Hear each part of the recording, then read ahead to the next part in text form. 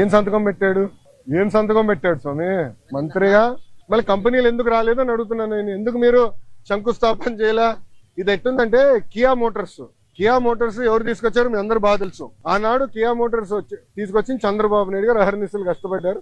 16 నెలల్లో ప్రొడక్షన్ తీసుకొచ్చారు. వైకాపా ప్రభుత్వం అధికారంలోకి వచ్చిన తర్వాత ఒక ఈమెయిల్ సృష్టించి గతంలో రాజశేఖర రెడ్డి గారు ఈమెయిల్ పెట్టారు, ఆ ఈమెయిల్ వల్ల కియా మోటార్స్ వచ్చిందండి. ఇంకేం చెప్పాలి స్వామి? టీసీఎస్ కూడా క్రెడిట్ తీసుకున్నారు, మీరు చూసారో లేదో. టీసీఎస్ కూడా క్రెడిట్ తీసుకోవడానికి ప్రయత్నించారు. మేము తీసుకొచ్చి నేనే చంద్ర గారితో మాట్లాడి ఆయన ఆఫీస్కి వెళ్ళాను స్వామి. ఆయనతో 45 నిమిషాలు 1-on-1 నేను మీటింగ్ పెట్టుకున్నాను. తర్వాత నా అదృష్టం ఏంటంటే చంద్ర గారు వాళ్ళు మొత్తం మేనేజ్మెంట్ ఇంపార్టెంట్ లీడర్స్ అందరిని పిలిచి నాతో మీటింగ్ పెట్టించారు తెలుసా.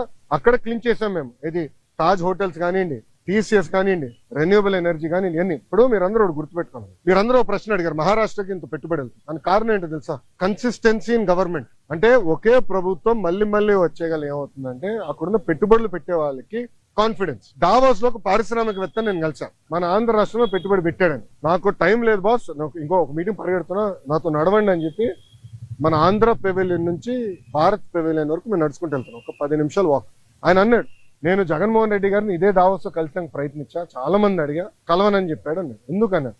మీరు తెలుగుదేశం పార్టీ హయాంలో పెట్టుబడులు పెట్టారు కదా అంటే, మీరు తెలుగుదేశం పార్టీ కంపెనీ, అది వరల్డ్ రినౌండ్ కంపెనీ, కనీసం వాళ్ళ సమస్యలు పరిష్కరించేదానికి గత ముఖ్యమంత్రి గారు కానీ ఇండస్ట్రీస్ మంత్రి కానీ కలవలేదు. నేను మంత్రి అయినా ఐటీ వాళ్ళతో మీటింగ్ పెట్టా, వాళ్ళు కూడా చెప్పారు కదా మీటింగ్ లో. ఫస్ట్ టైం గత 5 సంవత్సరాలు ఫస్ట్ టైం ఐటీ ఇండస్ట్రీతో మీటింగ్ పెట్టేది మీరు ఒక్కరే అని ప్రజలు కూడా ఆలోచించాలి. ఈ రోజు గుజరాత్ లో 5వ బీజేపీ ప్రభుత్వం ఏర్పడింది గుజరాత్. దానివల్ల మీరు చూస్తే గుజరాత్ ఏమో స్పీడ్ గా అభివృద్ధి కార్యక్రమాలు ముందరకెళ్తుంది. మహారాష్ట్ర కన్సిస్టెంట్ గా మళ్ళీ ప్రభుత్వం వచ్చింది. సో కన్సిస్టెన్సీ ఉండే గల పెట్టుబడులు పెట్టేదానికి పారిశ్రామికవేత్తలు ముందరికి వస్తున్నారు, వాళ్ళు పెట్టుబడులు పెడుతున్నారు, ముందరికి వెళ్తున్నారు. ఈ మన రాష్ట్రంలో ఏమైందంటే 2014 నుంచి 19 వరకు ఒక స్పీడ్ వెళ్ళాం, కరెక్ట్ గా వచ్చి బ్రేక్ పడింది. బ్రేక్ ఎలా పడింది కూడా నేను చెప్తా. పీపీఎల్ రద్దు చేయలేదా? ఒకే రాజధాని వద్దు 3 రాజధానులని ఒక రాజకీయ గేమ్ ఆడలేదా? దానివల్ల ఎవరు నష్టపోయండి?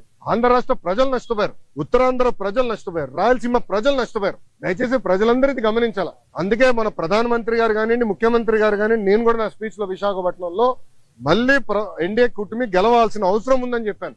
మాకు ఇంకా 4 సంవత్సరాలు 5 నెలలు ఉంది ఎన్నికలకి, 4 సంవత్సరాలు 4 నెలలు 5 నెలలు ఉంది ఎన్నికలకి. ఎందుకంటున్నానంటే కన్సిస్టెన్సీ ఆఫ్ గవర్నమెంట్ ఉంటేనే కాన్ఫిడెన్స్ ఉంటుంది. దావోస్ చాలా మంది నన్ను అడిగిన ఒక ప్రశ్న ఏంటి తెలుసా? మీరు బాగున్నారు, చంద్రబాబు నాయుడు గారు మేము నమ్ముతాం, కానీ జగన్మోహన్ రెడ్డి అనే వ్యక్తి గెలవడానికి గ్యారంటీ మీరు ఇస్తారా అని అడిగారు. గతంలో మేము చాలా ఇబ్బంది పడ్డాము, మళ్ళీ జగన్మోహన్ రెడ్డి గెలవడానికి గ్యారంటీ ఏంటని అడుగు. అమర్ రాజా బ్యాటరీ మీకు అందరు తెలుసు కదా. అమర్ రాజా బ్యాటరీ ఒక brand. Amar Raja battery corporate headquarters Chittoor జిల్లాలో ఉంటుంది. వాళ్ళు కట్టే పన్నులో ఇన్కమ్ ట్యాక్స్ లో ఆంధ్ర రాష్ట్రానికి ఎక్కువ భాగం వాటా వస్తుంది. ఎందుకంటే వాళ్ళ హెడ్ క్వార్టర్స్ ఆంధ్ర రాష్ట్రం.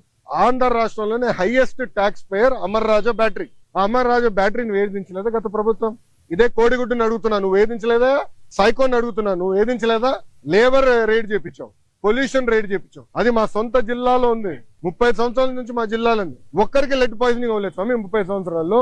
ఎందుకంటే వాళ్ళు highest ethics, highest standards maintain చేసే పని. అలాంటి కంపెనీని వెంటాడి ఏడిపిస్తే ఎవడొస్తాడండి పెట్టుబడి పెట్టేదానికి? ప్రజలు కూడా గమనించాలండి, ప్రజలు సీరియస్ గా ఆలోచించాలి. ఎందుకంటే ఈ రోజు ఒక్కొక్క పారిశ్రామికవేత్తను ఒప్పించేదానికి ఎంత కష్టపడాల్సి వస్తుంది మాకు. ఇప్పుడు కాగ్నిసెంట్ నేను ఎక్కడ కలిసానండి? కాగ్నిసెంట్ చైర్మన్ వాళ్ళ పెవిలియన్కి వెళ్ళి నేను కలిసాను. ఒక మంత్రిగా నాకు అవసరమా వేరే వాళ్ళ ఆఫీస్కి వెళ్ళి కలిసి? నేను వెళ్ళా, ఎందుకెళ్ళా? మన పిల్లల కోసం నేను కమిట్మెంట్ ఇచ్చా, వాళ్ళ కోసం వెళ్ళాలని పెవిలియన్కి వెళ్ళా. త్వరలోనే మంచి న్యూస్ కూడా వస్తుంది, ఉత్తరాంధ్ర విశాఖపట్నంకి వస్తుంది.